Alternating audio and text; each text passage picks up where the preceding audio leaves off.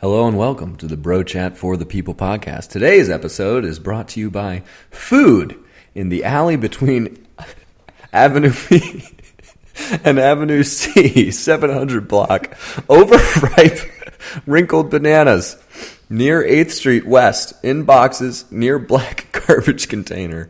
Black bananas, wrinkled bell peppers, and green chili peppers, etc. Also, for your enjoyment, a used carpet pad. Thanks for looking. All right, let's go.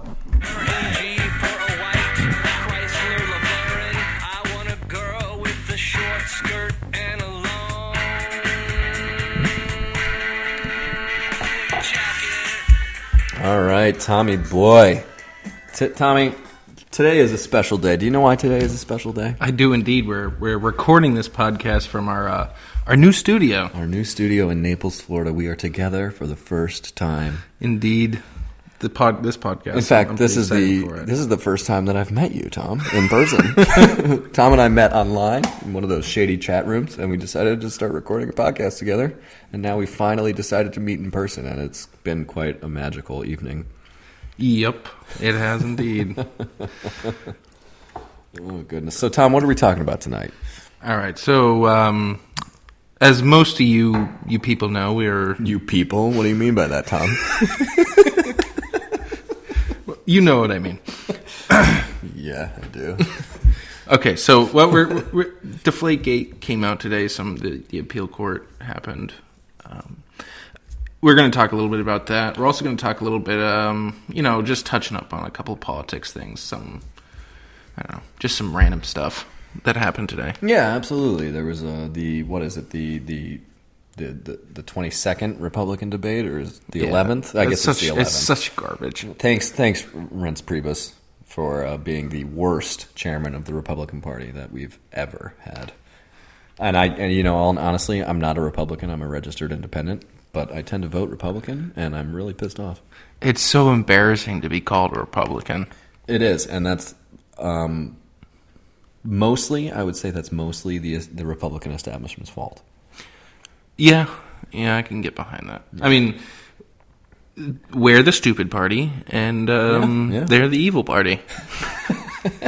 Which is why when Trump wins the Republican nomination and Hillary Clinton wins the Democrat, we can expect a strong third-party run from Rand Paul. No. Which I think we can all get behind. No. That's not going to happen. The only thing that would do is ensure that Trump's ass doesn't get elected. But do we want Trump's ass to get elected? Well, his ass might be better than his face. Well, the article today you sent me about how certain celebrities were going to leave the country. Oh yeah, absolutely. We had people like Jon Stewart, Whoopi Goldberg. I will say this about Jon Stewart though: he's so much better than Trevor Noah, and so I kind of miss him. Me too. On the Daily Show. It's just not even close to being the same. Trevor Noah should go back to South Africa, and or if he's going to do the Daily Show, he should rename it to something like the Shitty Daily Show. The Shitty Daily Show. I'm glad we both said that at the same time. Yeah, I literally have watched like 5 minutes of that. The first 5 minutes, and I was Absolutely like, terrible. Nope. I mean, if this is what you're going to come up with in the first 5 minutes of your pilot, then suck it. Yeah, dude. Trust me. And I haven't. I won't say I've watched a lot because I haven't, but I've watched more than the first 5 minutes, and it doesn't get any better. You know who's actually killing it though? Now that they've left, the whole Daily Show, Nightly Show. Stephen Colbert is killing it. He is killing it. He was killing it before, but he's like really killing it now that he's on a major network. He's really killing it now with CBS, replacing David Letterman, which is no small feat because even though us with a younger generation know David Letterman as kind of an old, decrepit man who isn't that funny anymore. Not funny at all. There was a time when David Letterman was actually quite funny and quite antagonistic, I guess, towards his guests and got into fights all the time with his guests. Mm. But we wouldn't know that. You have to go way back into the annals of YouTube. I used to like, what's his name, Jay Leno. He was actually pretty funny. Jay Leno, he had his moments, I thought. He had his moments. And as much as well as, at least in the ratings, Jimmy Fallon is doing, And I do enjoy some of his stuff because he's just kind of a fun personality. He's not really your standard comedian. He's just kind of like I'm a fun guy. He doesn't actually make any jokes, which is kind of annoying. But he doesn't have the same social commentary that we have. Oh, absolutely. We here at Bro Chat for the People. By the way, check out our new website, brochatforthepeople.com. Oh, yeah. Yeah, it's a big deal. We got the... Our other technological staff was slacking, so we cut them, and we had our writing staff make the website for us. Our exec producer just decided one day, like, hey, fuck this! Like, I'm going to do the website if this stupid tech, our stupid IT team doesn't even know how. Though we do still love our IT team because we do need to get on iTunes, and I don't think our executive producer can do that. Yeah, no, that's true. Nobody knows anything about RSS feeds. So yeah, we still love you, Tommy Marshall. Even though we were just talking trash. Yeah, okay. But it was a joke. It's all in the Bro Chat love. You know what I'm saying. Exactly. We're getting back to our roots here a little bit after that interview the other night, which I really enjoyed. But I mean, who wouldn't enjoy talking to Marie Miller? Who wouldn't enjoy? She's fabulous. She's lovely. She's talented. Who wouldn't enjoy talking to Marie Miller? But yeah, one more word about the new blog. Our executive writer. Our only writer, who is very talented, absolutely, but and is kind of bored after work these days, so he decided to help us out. He's going to be summarizing every single podcast that we do in a couple, between 2 and 10 points, depending on what we talk about. And so if you miss the podcast and don't have time to check it out, make sure you head over to brochatforthepeople.com and you'll see the summary highlights. I mean, this is apparently what Maddie does for Emma every single podcast. Oh yeah, Maddie. Emma's told me this. Maddie's told us this. He summarizes this podcast for Emma because she just can't be bothered. Now you don't have to miss anything, Maddie. You can just look up the summarization, even if you don't watch it. Copy, paste it, send it via text. Send it via text over to Emma. That's our executive writer / producer / website developer / idea guy. Yep. All right. Anyway, so this whole DeflateGate thing has finally reared its head again. Oh dear God! It was shoot me now. It was a long time that we've been waiting for this. I mean, it was kind of looming the entire season, but we didn't really think about it because the Patriots were playing so well for first 10 games of the season. Yeah, and we knew he wasn't going to be gone, which was nice. Yeah, but I don't actually want to get into whether the balls were actually deflated or not. Well, that doesn't matter. The point is whether or not it was Tom Brady who deflated those balls or had some say. It's always funny when you talk about it. I still can't get over it. I laugh every time that little song remix thing that Tom Brady talking about how he likes his balls. It's so funny. You got to be able to laugh at yourself. Yeah, I can't laugh at anything that's making fun of Tom Brady. He is a god among men. Not that we're Patriots fans, right? No, we're not Patriots fans. We're just objective sports fans who understand the injustice that's being parlayed against the Patriots and Tom Brady. Yeah, I mean everyone knows we're not big fans of the NFL, though we're huge fans of the NFL. Or the NBA, or the NHL, or the MLB. Or ESPN. Well, ESPN's real. Yeah. Oh, speaking of ESPN, did you hear that they're investigating their own employee, Curt Schilling's comments against Hillary Clinton? I did hear that. Yeah. So basically what happened is Curt Schilling was being interviewed and being, he was a featured guest on a Kansas radio station. And so he called in and... Why was he in Kansas? Well, I mean, he's a media personality. He calls all these sports shows and stuff like that. Yeah, I guess. Or they call him or whatever happens. But, and he's a hopefully future Hall of Fame pitcher. If not based on his regular season numbers, which are fantastic, based on his postseason numbers, which are, top of the line. He basically said on this radio show that Hillary Clinton should be put in prison for her email scandal and her handling of Benghazi. And ESPN has come out and decided that they are going to investigate these comments and most likely, based on past, actions and the way ESPN has handled these situations in the past, most likely going to be suspended again. Now, I know ESPN is technically a private organization that's owned by ABC, which is owned by Disney. But is this okay? Well, the one issue I see with it is that even though they are a private organization, they're also not a public company in the sense of like trading stocks, but their job is media presentation, and the people in their biggest employees are the people that are, on national television talking constantly. So you would think that they were held to some sort of higher standard for free speech, that they would like allow for some free speech amongst their people. Yeah. But it's just complete tyranny.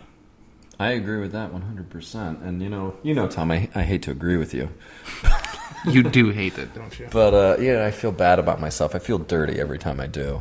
But I agree. And the way ESPN has been run ever since, first Colin Cowherd, even though he did have some pretty terrible things to say about Dominicans, but still.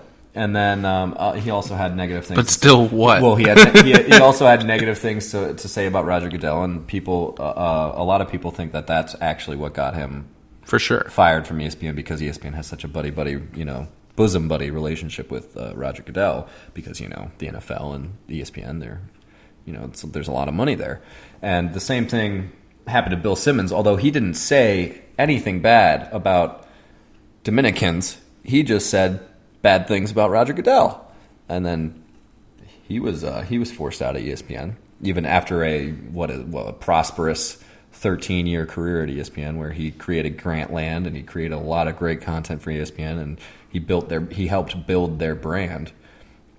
And he was forced out because of what he said about Roger Goodell during this Ray Rice and Bountygate and Greg Hardy and DeflateGate and all these missteps from Roger Goodell. And so I think this might just be the next in a long line. Because quite frankly, this is the second time Curt Schilling's going to probably be suspended in the last 6 months. He's got to get fired. Which makes me think, yes, exactly, he's going to get fired because he said bad things about Hillary Clinton. Is that a bad thing, though? I mean, the poor guy needs to just, find somewhere he's loved. Yeah, it must be a struggle for him. He could probably get a job with The Ringer and just do just fine. You're probably right, actually. Bill Simmons is, because Bill Simmons loves Curt Schilling. But he could probably have Bill Simmons' new site, The Ringer. He's not paying us to do this, so we're not. We're not plugging we just website. think we're not plugging this website at all. I just think, honestly, I think we both agree with this, that Bill Simmons is actually a very talented and a talented guy who provides a lot of insightful content on the interwebs. Yeah, that's true. Why do you say this so? I don't know. I just think we do a better job. Okay, well that's fair. That's fair. Yeah. I got it. I'll give him respect, though. He does. Bill Simmons, he was the original Boston sports guy, Yeah. Anyway, we just got sidetracked. Look, let's be honest. Who else do we have? Bob Ryan or Jackie McMullen? Oh God, Jackal McMullen, as I like to call her, after her whole DeflateGate thing. Oh God. I mean, she called Brady out so badly for lying. She called him a liar and a cheat. I know. On iffy circumstances. Literally, Chris Mortensen didn't even call Tom Brady a liar and a cheat. He did lie, though. Chris Mortensen himself lied. Yes. And then refused to give up his sources when questioned about who gave him this false information. I'm pretty sure the founding fathers weren't talking about deflation of ball scandals when they talked about freedom of speech. We all know his source was Troy Vincent. We all know that. I don't even know if that the original tweet where he said 11 of the 12 footballs were significantly underinflated, which turned out to be completely false, as said by numerous sources, and including the NFL's own main source, the Wells Report. I think that tweet is still out there. I don't even know if he's deleted that, which is pretty terrible. Yeah. But ESPN is just so classic for doing this. But ESPN doesn't care because they're supporting Roger Goodell's agenda. And then they ended up apologizing at midnight Eastern time. Yeah, it was midnight Eastern time. It was just like a little 2-second thing, like, oh, we want to apologize for any misinformation that we may have given anyone. Yeah, but they weren't talking about DeflateGate. They were talking about Spygate from 2007 because they said, "Oh, the Patriots filmed Rams practices," which is completely false. If you still think that about Spygate, please God, just literally type Spygate into Google and you will find out that is completely false. Every single major news outlet will tell you that is completely false. Okay. But anyway, speaking of DeflateGate, Tom, I got a theory for you. I got a fun theory for you. Hit me. So I know this is venturing into very bizarre conspiracy theory territory, but bear with me for a couple minutes. Okay. So we all know the story of the DeflateGate controversy. We're more than a year removed from the original controversy. And whether you think he deflated the balls or not is irrelevant. This theory came to my mind during the settlement negotiations, and the leaks coming from it. The NFL was offering to reduce his suspension to 1 or 0 games as long as he accepts the validity of the Wells report. I'm a pretty analytical person, and this caught my attention. Why the heck would that be? Why on earth would they reduce the suspension after all the uproar they caused destroying the integrity of the game? Why would the independent investigators' report matter at all to the NFL in a matter that had caused pundits, ex-players, and league officials to call for Tom Brady's head, and had caused the NFL to take the Patriots' first-round draft pick after they had been completely exonerated? I don't know, Tom. Tell me. Ted Wells is not just an independent investigator. He is a hired hitman. He was previously hired to destroy Richie Incognito for the bullying incident in 2013 and destroyed his reputation quite effectively. Now, Wells is a very senior partner at Paul Weiss, one of the most heavy-hitting law firms on the planet. He is extremely intelligent and great at his job, but this guy's ego is unfathomable. Unfathomable. It's a hard word. Compare it on a Donald Trump scale, please. Bigger. Oh my word. Bigger. And if you ladies and gentlemen, listeners don't know, that's pretty fucking big. Yeah. Anyway, you can understand why he might implore the NFL to make the integrity of his report stay intact, despite it being shaky at best. Now, at this point, the NFL has been incredibly embarrassed over the scandal. It would have been in their best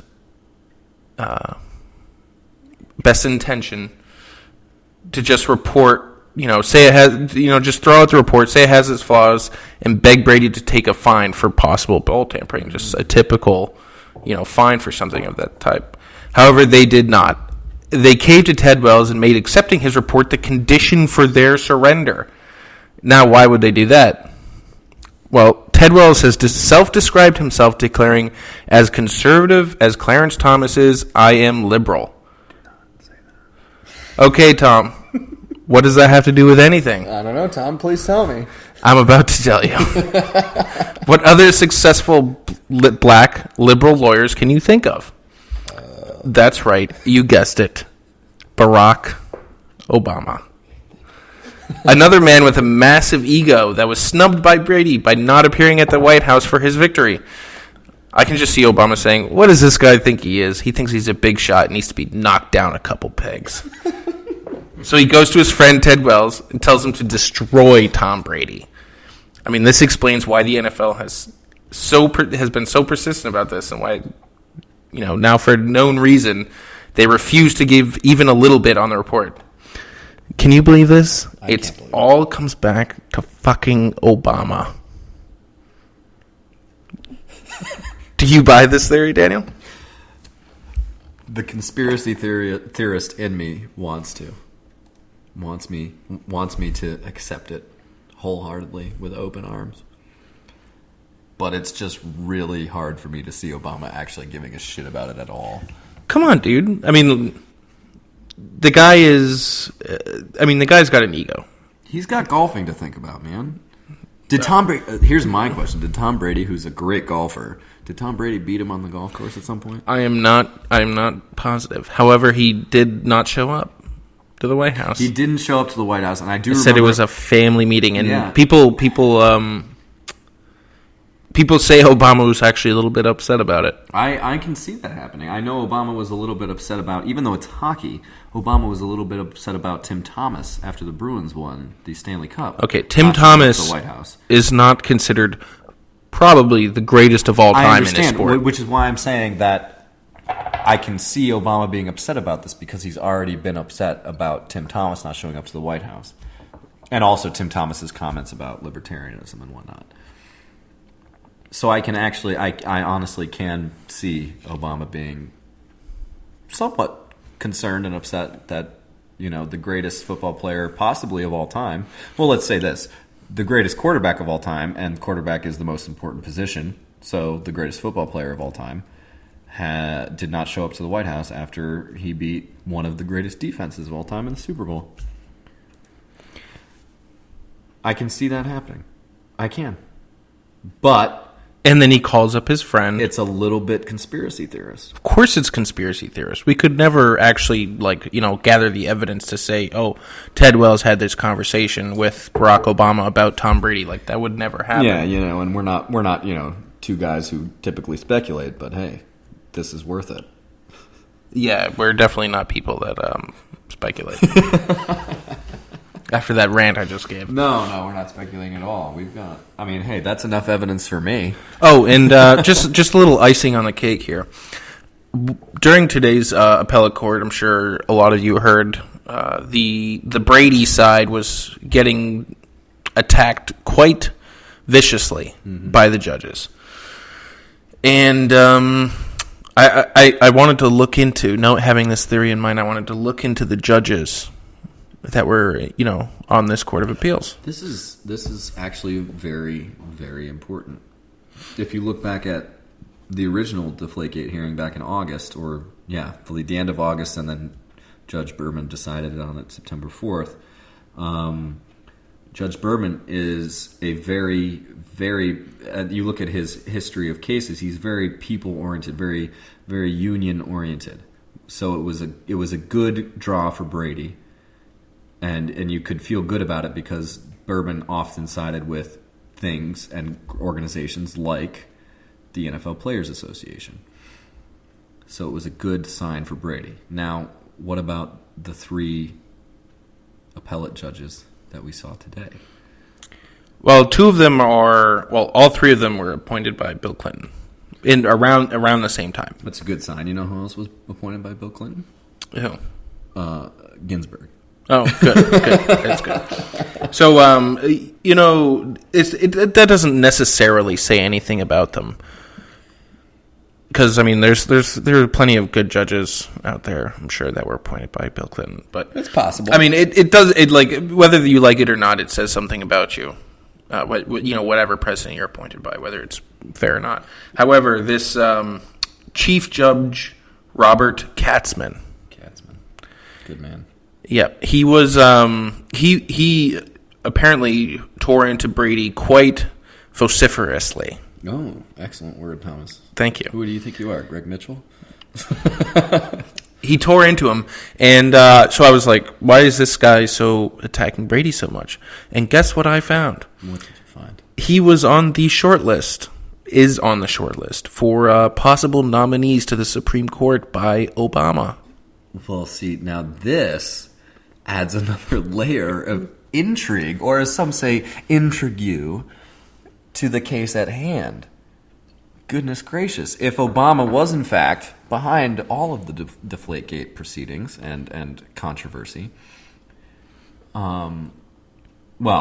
first, we should say the Colts and the Ravens are behind DeflateGate controversy, and Obama pushed the NFL to actually care about it. Isn't it interesting that one of his top, say, 5 choices for the Supreme Court nomination to replace Justice Antonin Scalia, may he rest in peace, was one of the judges hearing Brady's DeflateGate that's appeal? What I'm saying. Oh my word! I'm not. Well, I'm not curious. saying it, but I'm saying it. This is very curious indeed. It's just one thing after another, guys. So clearly the evidence is piling up. Yep. I'm not laughing. I know. I actually believe we're this. laughing because we just met each other and we think we look funny. And for the first time in a long time we're sitting here talking on the same microphone and just staring into each other's eyes. We're talking on two different microphones in our new studio, Tom. Stop it. It's one joint microphone. It is very it's a very big microphone. There's a lot of, let's just say there's a lot of mild innuendo going on.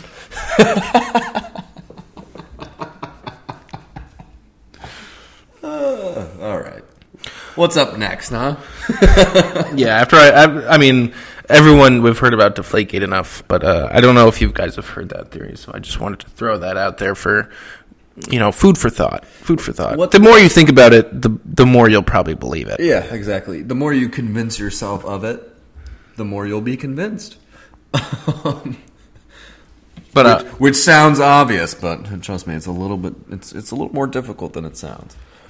But staying on the same theme, Danny has a story he wants to tell us a little later. A funny episode of his life happened, so stay tuned. More my father's life, but I was involved, yes. Yeah, but before that, I just wanted to touch on the Mitt Romney speech that we've heard so much about. Okay.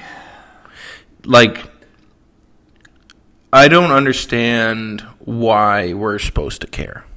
Look, I'm gonna level with you guys here, all you wonderful listeners who we care so much about and we really appreciate for, keeping the bro chat going. We really need the motivation. But I'm gonna level with you guys here. Mitt Romney, who I was a fan of in 2012 and also 2008.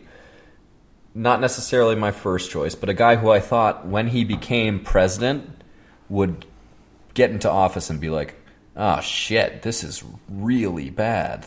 I'm going to do whatever I can to fix it. And also just basically from what I've seen and heard in my own personal life and beyond, he's just a good guy.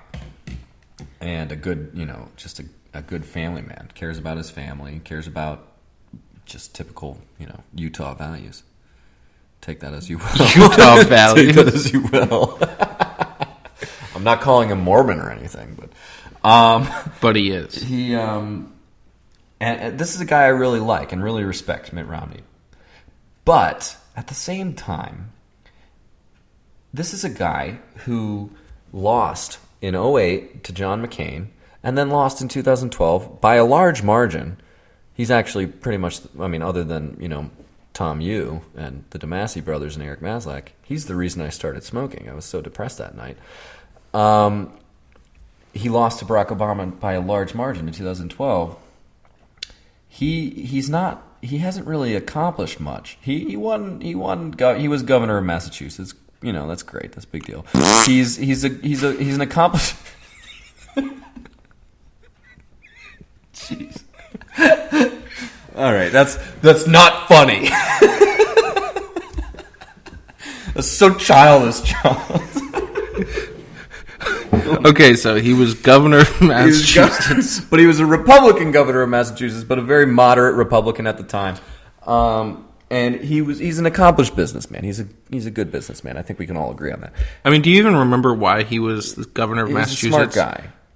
Do I remember why? No, it was 2000. He was the governor of 2003 to 2007. He was the governor of Massachusetts because the person he was running against asked on the television for a big interview, asked the person if they wanted to see her tattoo when they were had conversations about whether 16-year-olds or under should be able to get tattoos. Do you want to see my tattoo? This is a very important issue. And she lost because this is Massachusetts, and they're fickle people. They are very fickle, but they're also Tom, you're a fickle person.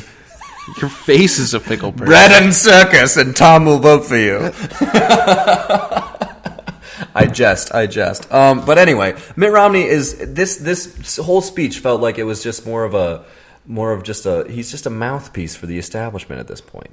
And that's my problem is that he's a mouthpiece for the establishment. My second is that Mitt Romney is not a good mouthpiece for the establishment, because he lost twice, and he's not actually that. I mean, I respect the guy, but he's not actually that respected in the Republican Party. Well, in the Republican Party, he had the lowest voter turnout in years in 2012. Nobody was excited about this guy. I mean, except for me.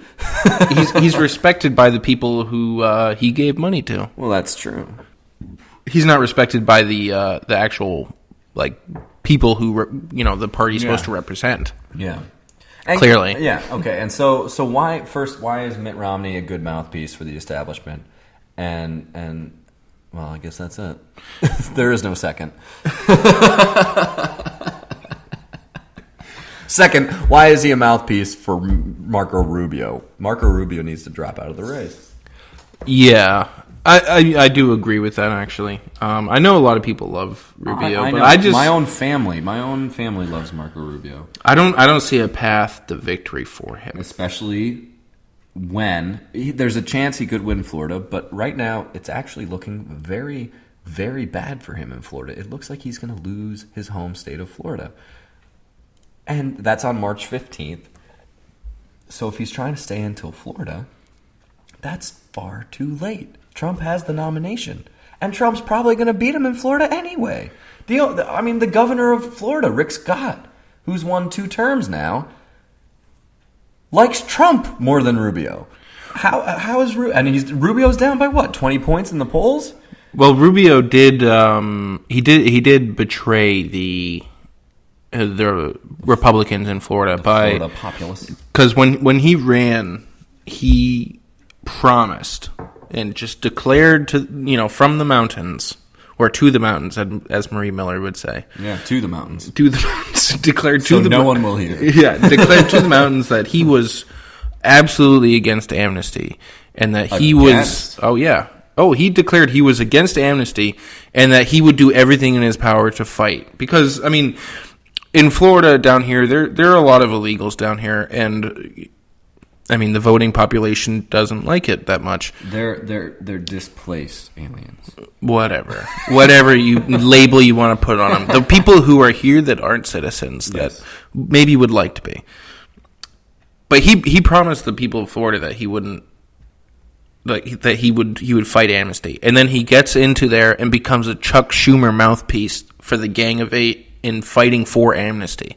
So the people who remember that are just pissed. I understand that may be a negative here in Florida. Oh, and he's a liar. Well, the fact that he lied about it. Yeah. And the fact, exactly, that's a big deal. And I don't like that.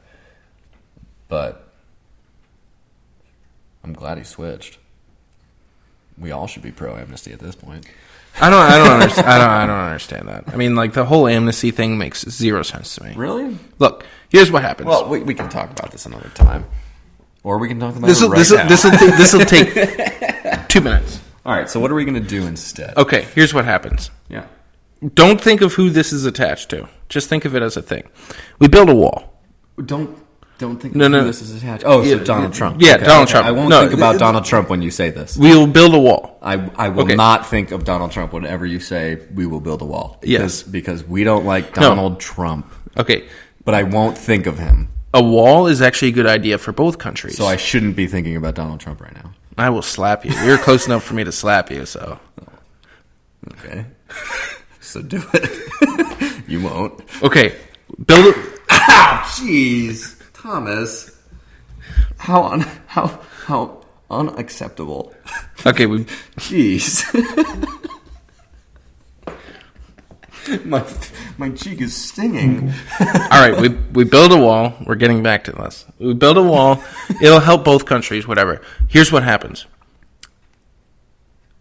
You crack down on the ability of the employers to hire these illegal immigrants. Yeah. So it's actually it's not easy to hire illegal immigrants. You'll have to really go kind of backwoods.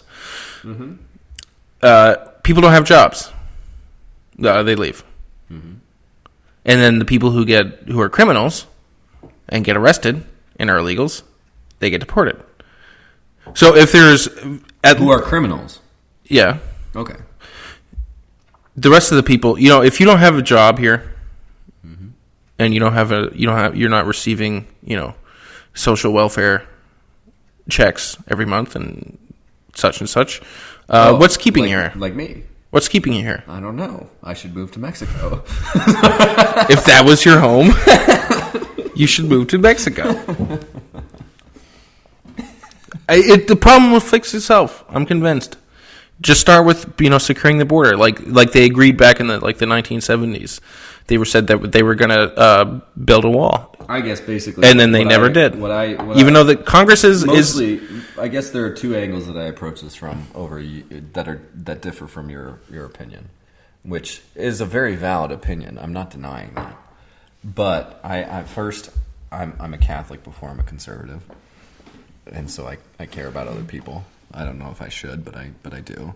And second, what is amnesty going to do for these people? What are we going to? We'll grant them U.S. citizenship, which is a big deal. That's why they're here in the first place. So that we can give them money. Well, so we can tax them. You think we're going to get tax money out of these people? Okay, look, that was more of a joke than anything. But first of all, we don't get tax money. What 50% of the population? Okay, so for being Catholic, the second thing is, what are you going to do? What do you mean, what are you going to do? What are you going to do with 12 million to 15 million estimated illegal immigrants? They're going to leave by themselves. Oh, okay. Sure. Because Mexico is better somehow. Because there's no jobs here. Oh, that's why they left Mexico, so there's no jobs in Mexico either. Yeah. And also there's drug cartels that will kill your family. But their family is there. Very, very corrupt government. But their family is there. Oh, and by the way, building a wall will actually help hurt the drug cartels and make them less powerful because they won't be able to drive truckloads of drugs into the United States. Oh, my word. Sure, they'll still get some in there. Oh, but yeah, they will get some in there when the Sacramento Kings move to Mexico City. That's true. They play away games in every single American city. They just nobody inspects this King's private jet. That's a throwback to like our third podcast. Rogers, yeah. We talked about this possibility of this happening. So all you valued listeners out there, you know. Yeah. So the wall will hurt the cartels. It'll help the Americans. Sure. It'll help Mexico improve its because money won't be pouring from America into the hands of the drug lords. We'll talk about this later. Okay, fine. We can table this. I'm gonna. This is a conversation that's had a theme throughout this. This is one of the first things we've legitimately argued about. It has been a real theme for a while now, actually. So yeah, we can fight about this. But we don't want to bore you guys who don't care about immigration. Who doesn't care about immigration again? I don't know. Probably Sean. I know for a fact that Jack Popick cares about immigration. Does Colby Lee? I don't know. That's the real question. Which baby cares more about immigration? Her his mother and their family are from New Mexico, so New Mexico. I'm sure he does care about it. Is New Mexico a U.S. state? Yes. Oh, okay. Yes. New Mexico. Oh, New Mexico. Yes, I get it. I don't get it. Sorry. I mean, it went over your head. It's no big deal. Anyway, do we have anything else on the docket? You got your story, man. Oh, that's right. Oh my gosh. Speaking about no, never mind. I won't say that. because anyway, so basically my father, one David Andrew Vicinanzo, is an avid cyclist. He loves to cycle. You wouldn't know it by looking at the guy. He's a big dude. He's like 6'2", I don't know how much he weighs, but probably 240, 250. And really strong guy. He's been a football player all his life. But anyway, he's a big guy. You wouldn't think he was a cyclist, but he loves it. And so today in Florida, we're here in Florida, and he goes on a bike ride. And he goes from, Tom, you'll know this, and a lot of our listeners will understand this. He goes from Vanderbilt Beach Boulevard, right on near the corner of Collier and Vanderbilt Beach, and he bikes all the way to Immokalee, and or cycles, I should say. Some people might get it confused with motorcycles, but no, he has a little 7 gear or whatever it is, and he cycles all the way to Immokalee. He spends a couple hours just riding his bike around Immokalee. Decides to start coming back. Starts coming back on, he's on Immokalee Boulevard, but past Oil Well Road, so you know what I'm talking about. Like, it's more rural. It's very rural. Yeah. Rural. And he's riding his bike past his house.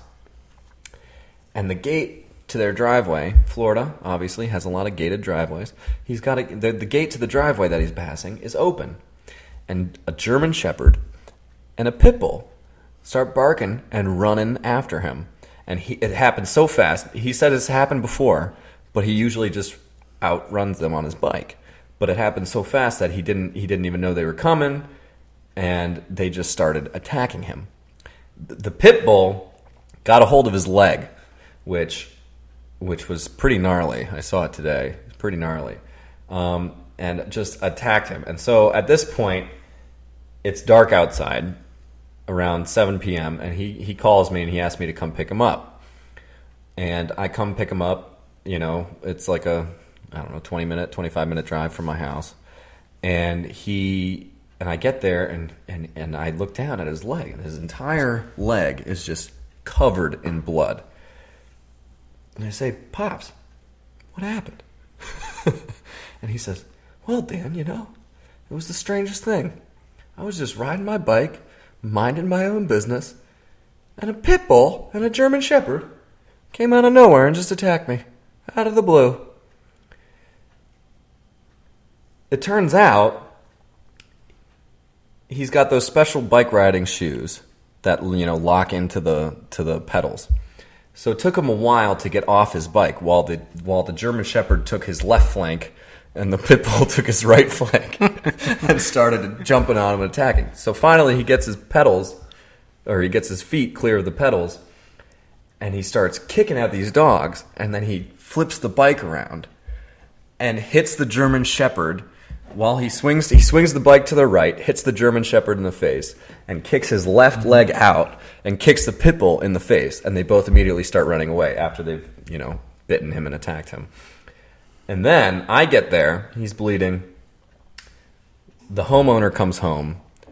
It's this lovely, very nice couple who, just have 2 dogs to protect their family, That's Legals, I'm sure. Yes. Maybe. We have no way of knowing. We'll just assume the best. And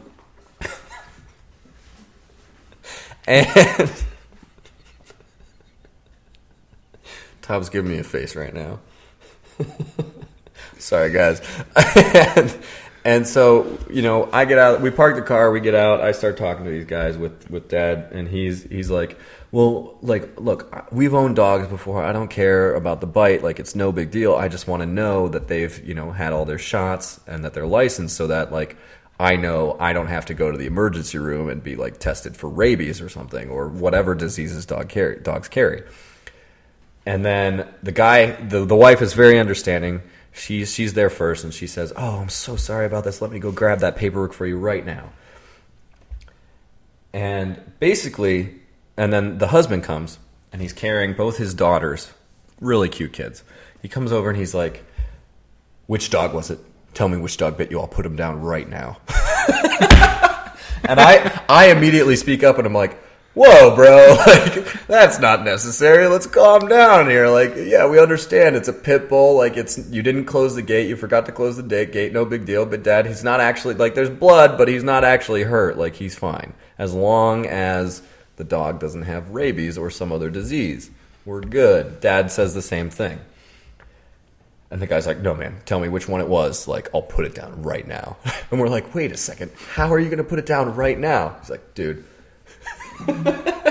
He tells us about the Glock that he's got in his glove compartment. He said, "Dude, I tell you, I won't. I'm not even kidding. I will shoot that dog right now." And it just got me thinking about 2 things. First, don't start preaching at us now. That was a good story up till now. Oh, no. It's not about gun control. Okay. I'm a gun owner. It's fine. The first thing was, it takes a certain... And then, he said, "I'll put it down right now, but, I just have those dogs to protect my family." And we said, yeah, sure. If you want to protect your family, close the gate. And so it got me thinking, like, well, of all the people who own pit bulls, like, there's only really one or two, like, kind of aggressive male personality types that really own pit bulls. And then the second was how scared everybody is about what somebody else or what, I guess somebody else will do to them through the legal system or through a civil lawsuit, because he's immediately saying, "Hey, man," and this is a dog that he clearly loves. He got home, he called the dog. The dog came right to him. He picked the dog up, threw it inside. Like, this is a dog he knows and loves. His name was Prince, and the other was Princess. He told us that. Jeez. And this is a dog he clearly loves, but he's so worried about being sued by somebody riding by on a bike whose dog, bit him, that he's just like immediately like, I will kill that dog. It does not matter to me.